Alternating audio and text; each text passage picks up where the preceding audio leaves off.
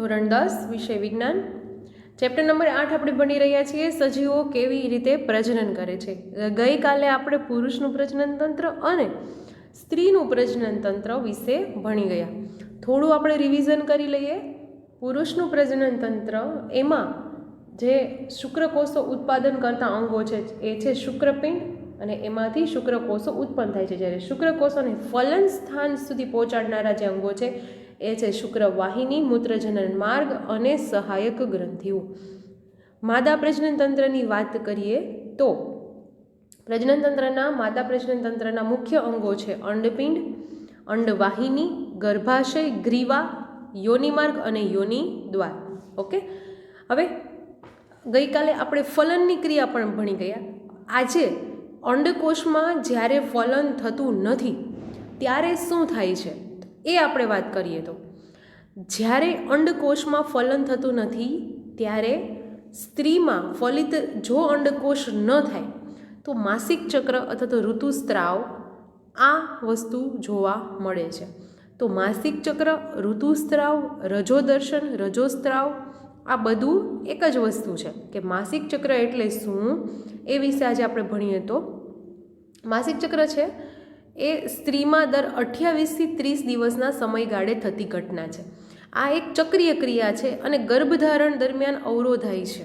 બરાબર, આનો મિનિંગ એવો થાય છે કે 28થી 30 દિવસ એટલે કે એક મહિનામાં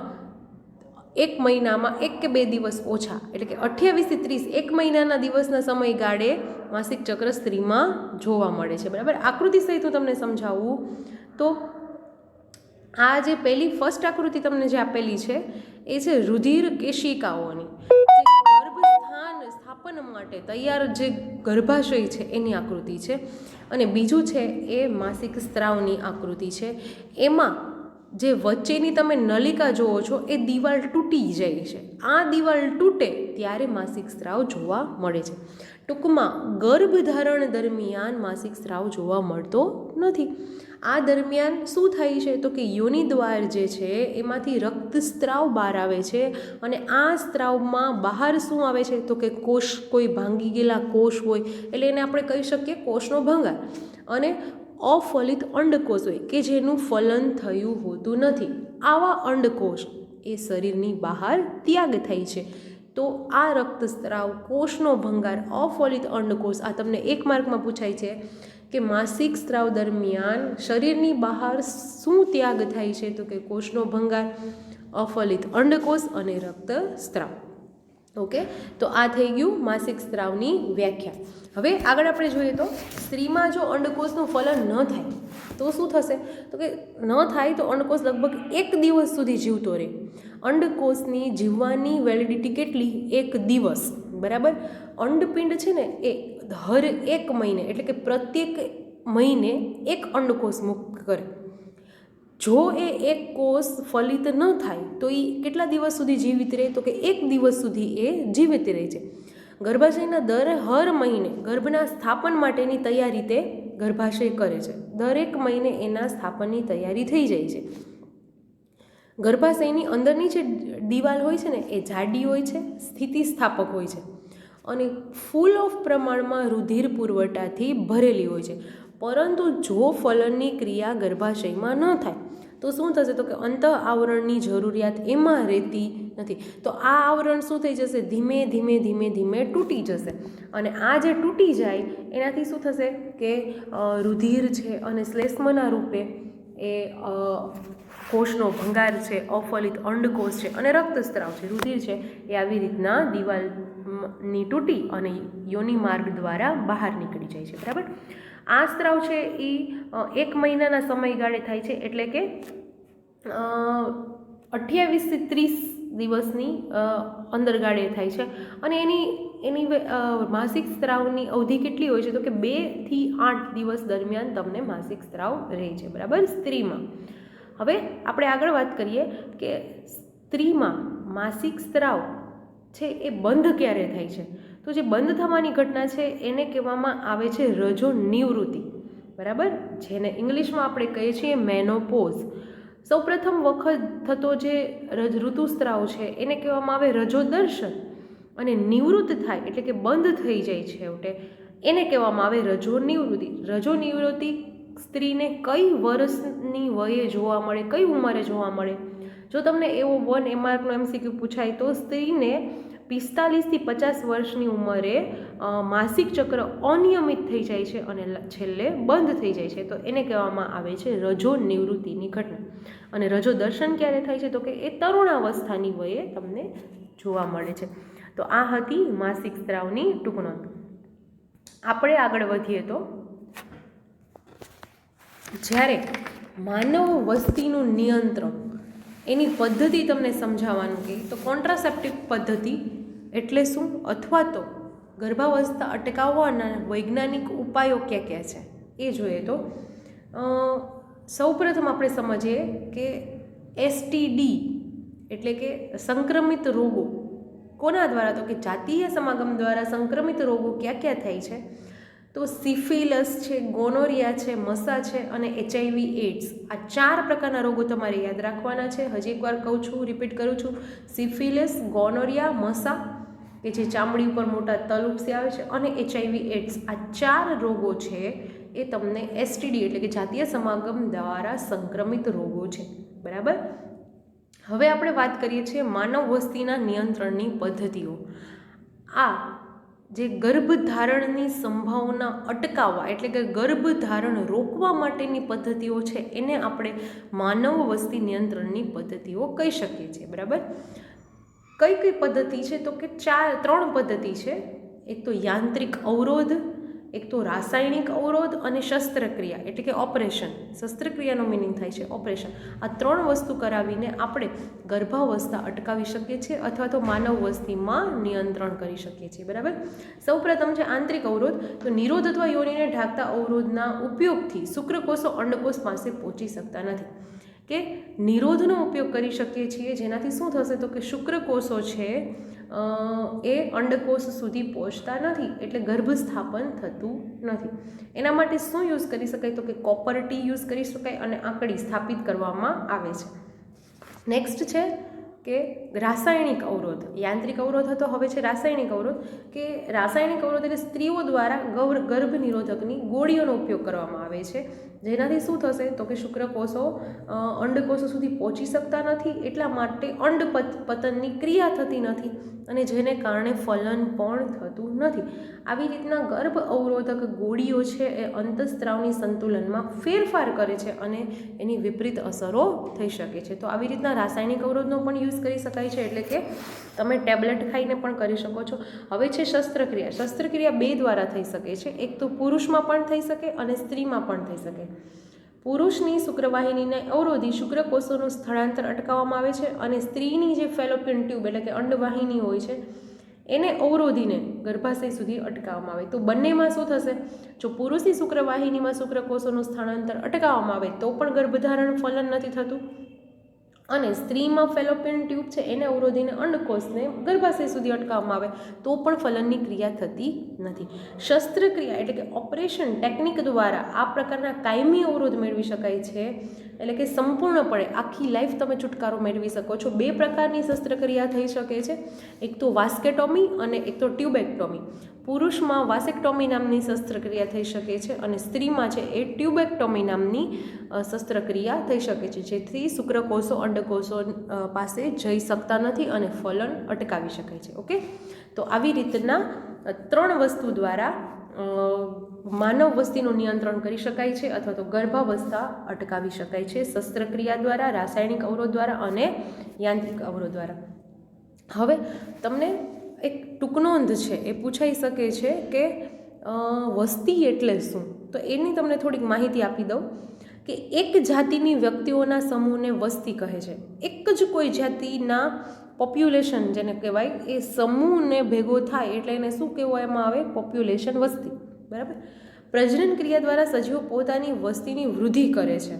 વસ્તીનું કદ છે એ જન્મદર અથવા તો મૃત્યુદર વડે નક્કી થાય છે, એટલે કે માનવ વસ્તીના કદમાં વધારો બહુ જ ચિંતાનો વિષય છે કે વસ્તીમાં કદ વધતો જાય તો ખોરાકની અછત થાય છે, આપણું જીવન સ્તર છે એ થોડુંક નીચું કરવું પડે છે. સાથે સાથે વસ્તી વધતી જાય પણ નૈસર્ગિક સ્ત્રોત તો આપણી પાસે જેટલો છે એટલો જ છે, તો એનો પણ ઘટાડો થાય, સામાજિક અસમાનતા ઊભી થાય. તો આવા પ્રશ્નો ઉદ્ભવે છે. એટલે વસ્તીનું કદ છે એ તુલનાત્મક રીતે થોડુંક ઓછું હોવું જોઈએ અને મર્યાદિત માત્રામાં હોવું જોઈએ. બરાબર. તો આ રીતે ટૂંકનોંધ પણ તમને નાની એવી પૂછાઈ શકે છે, જે મેં આમાં આપેલી નથી, તમારે સિલેબસમાં નથી, પણ તમને પૂછાય તો તમને ખબર હોવી જોઈએ કે વસ્તી એટલે શું. તો કે એક જાતિની વ્યક્તિઓના સમૂહને વસ્તી કહેવામાં આવે છે.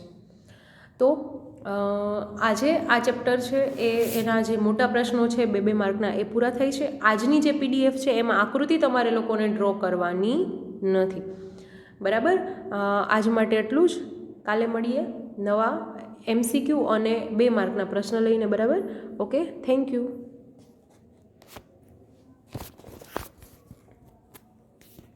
એક માર્કના પ્રશ્ન તરીકે ખાલી જગ્યા તમને લોકોને પૂછાઈ શકે છે. તો એકવાર આપણે એનું રિવિઝન કરી લઈએ કે ખાલી જગ્યા ફર્સ્ટ છે. હું તમને આન્સર કહેતી જાઉં છું અને તમારી રીતે પણ વિચારતા જાઓ. આન્સર મેં આમાં આપેલા નથી, હું બોલીને તમને આન્સર કહું છું. ઓકે. કે ખાલી જગ્યા સતત કોષ વિભાજનમાંથી પસાર થઈ બહુકોષી ગર્ભનું નિર્માણ કરે છે. તો એવું કોણ છે કે જે સતત કોષ વિભાજનમાંથી પસાર થઈ અને બહુકોષી ગર્ભનું નિર્માણ કરે? તો કે યુગ્મનજ. યુગ્મનજને સતત જો તમે કોષ વિભાજનમાંથી પસાર કરો તો બહુકોષી ગર્ભનું તે નિર્માણ કરે છે. યુગ્મનજનું બીજું નામ સમાનાર્થી શબ્દ શું છે? તો કે એને તમે ફલિતાંડ પણ કહી શકો છો. નેક્સ્ટ છે બીજી ખાલી જગ્યા કે ગોનોરિયા અને સિફિલસ જેવા જાતીય રોગો માટે જવાબદાર રોગકારક ખાલી જગ્યા છે. હજી હમણાં જ મેં કીધું આ વિડીયોમાં જ આગળ કે ગોનોરિયા અને સિફિલસ જેવા જાતીય રોગો છે એ કોના દ્વારા થાય છે? તો કે બેક્ટેરિયા દ્વારા. બેક્ટેરિયા, રોગકારક બેક્ટેરિયા છે. રોગો માટે જવાબદાર રોગકારક આન્સર છે બેક્ટેરિયા. બરાબર. આજે જાતીય સમાગમ દ્વારા સંક્રમિત થતા જે રોગો છે એ છે કે ગોનોરિયા, સિફિલસ, હજી 2 હતા કે એઇડ્સ અને મસા. બરાબર. આ આટલું વસ્તુ છે એ જાતીય રોગો છે એ બેક્ટેરિયા દ્વારા થઈ શકે છે. નેક્સ્ટ છે ત્રીજી ખાલી જગ્યા, જનન કોષોમાં રંગસૂત્રોની સંખ્યા બિન પ્રજનન કોષો કરતાં ખાલી જગ્યા હોય છે. તો કે કેટલી હોય છે? રંગસૂત્રની સંખ્યા જો અડધી હોય તો જ એ રંગસૂત્રોની સંખ્યા પોતાના બાળકમાં અર્ધીકરણની પ્રોસેસ દ્વારા તટસ્થતા તેની જળવાઈ રહે, બાકી જળવાઈ રહેતી નથી. તો જનન કોષોમાં રંગસૂત્રોની સંખ્યા છે એ બિન પ્રજનન કોષો કરતાં અડધી હોય છે. ઓકે, આન્સર આવશે અડધી. નેક્સ્ટ છે ચોથી ખાલી જગ્યા, પ્લાઝ્મોડિયમમાં ખાલી જગ્યા દ્વારા અલિંગી પ્રજનન થાય છે. તો પ્લાઝ્મોડિયમમાં કોના દ્વારા? ભાજન દ્વારા, બહુભાજન દ્વારા કે દ્વિભાજન દ્વારા? તો આપણે ઉદાહરણ જોયા હતા, બહુભાજન દ્વારા અલિંગી પ્રજનન પ્લાઝ્મોડિયમમાં થાય છે. બરાબર. ભાજનની પ્રક્રિયા હતી એમાં 2 પાર્ટ હતા, દ્વિભાજન અને બહુભાજન.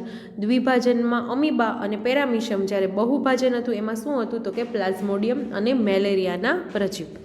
તો પ્લાઝ્મોડિયમમાં બેક્ટેરિયા દ્વારા અલિંગી પ્રજનન પ્લાઝ્મોડિયમમાં બહુભાજન દ્વારા અલિંગી પ્રજનન જોવા મળે છે. આન્સર આવશે બહુભાજન. નેક્સ્ટ છે બટાકાના કંદની સપાટી પર અલિંગી પ્રજનન માટે ઘણી બ્લેન્ક આવેલી હોય છે. શું આવેલી હોય છે? કલિકાઓ.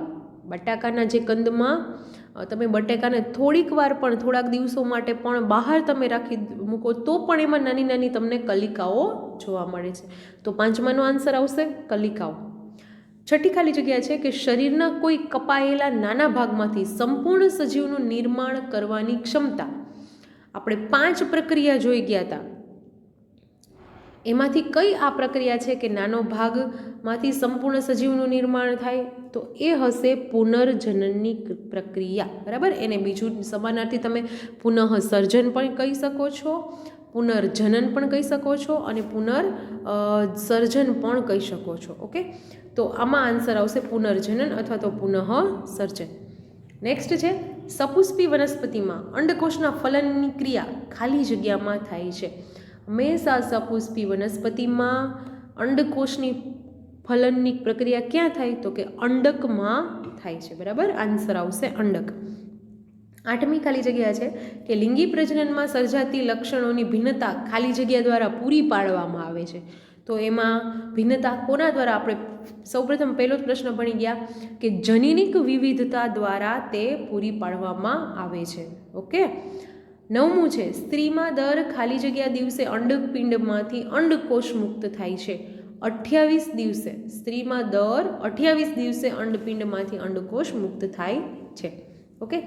10મી ખાલી જગ્યા છે કે ગર્ભાવસ્થા અટકાવવા માટે ખાલી જગ્યા કોપરટી મૂકવામાં આવે છે. ખાલી જગ્યામાં કોપરટી મૂકવામાં આવે છે. ગર્ભાશયનું એવું કયું અંગ છે કે જેમાં કોપરટી મૂકવામાં આવે છે?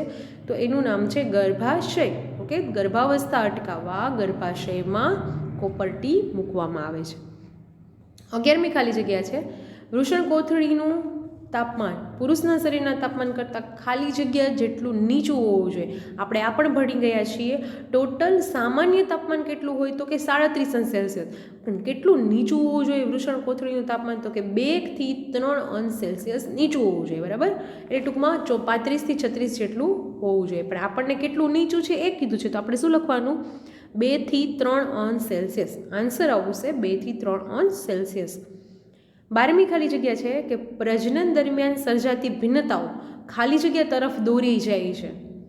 ખાલી જગ્યા તરફ દોરી જાય છે. પ્રજનન દરમિયાન સર્જાતી ભિન્નતાઓ ખાલી જગ્યા તરફ દોરી જાય છે. શેની તરફ? તો કે ઉદ્વિકાસ તરફ તે આપણને દોરી જાય છે. બરાબર. 13મી ખાલી જગ્યા છે સપુષ્પી વનસ્પતિમાં જીવ સાતત્ય માટે સૌથી અગત્યનો ભાગ ખાલી જગ્યા છે.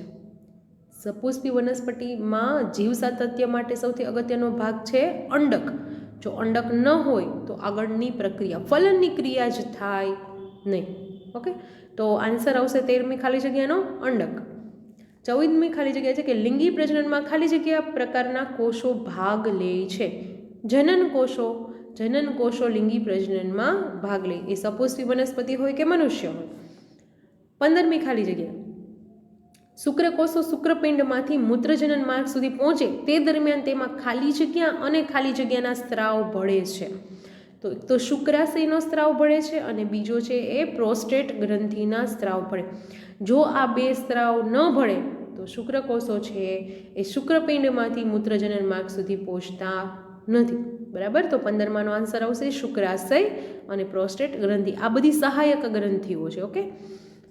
16મું સ્ત્રીમાં અંડકોષોનું ફલન ન થાય તો શું થાય? તો હજી હમણાં જ આપણે એક ક્વેશ્ચન ભણી ગયા કે સ્ત્રીમાં અંડકોષોનું ફલન ન થાય તો માસિક સ્ત્રાવ છે એ ઉત્પન્ન થાય છે. બરાબર. હવે 17મી ખાલી જગ્યા છે કે જન્મદર અને મૃત્યુદર વડે ખાલી જગ્યાનું કદ નક્કી કરવામાં આવે છે.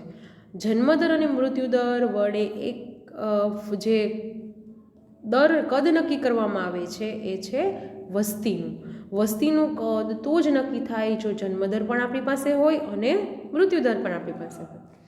18મી ખાલી જગ્યા છે ગર્ભાશય ખાલી જગ્યા દ્વારા યોની માર્ગમાં ખુલે છે. આઈએમપી ખાલી જગ્યા છે હર વખતે પૂછાય છે.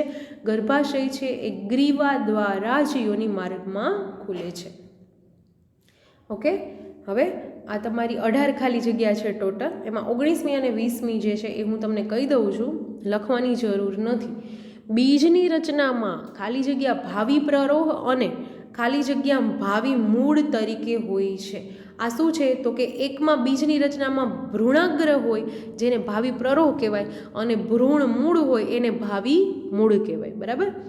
નેક્સ્ટ 20મી ખાલી જગ્યા છે કે કોષ કેન્દ્રમાં રહેલું ડીએનએ ખાલી જગ્યાના નિર્માણ માટે માહિતીનો સ્ત્રોત છે. તો ડીએનએ કોના નિર્માણ માટે માહિતીનો સ્ત્રોત હોય છે? પ્રોટીનના નિર્માણ માટે તે માહિતીનો સ્ત્રોત છે કે જે કોષ કેન્દ્રમાં રહેલું ડીએનએ છે. ઓકે. તો આ હતી તમારી 18 ટોટલ ખાલી જગ્યા છે. એ પણ તમારે ફેરબુકમાં લખવાની છે જે એક માર્કમાં પૂછાઈ શકે છે. ઓકે. Thank you.